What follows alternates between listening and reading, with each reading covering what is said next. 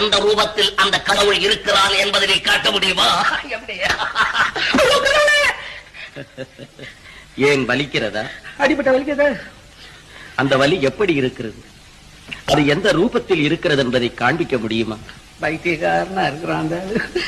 அவஸ்தப்படுற துன்பத்திற்கும் அனுபவிக்கிற இன்பத்திற்கும் உருவம் ஏது?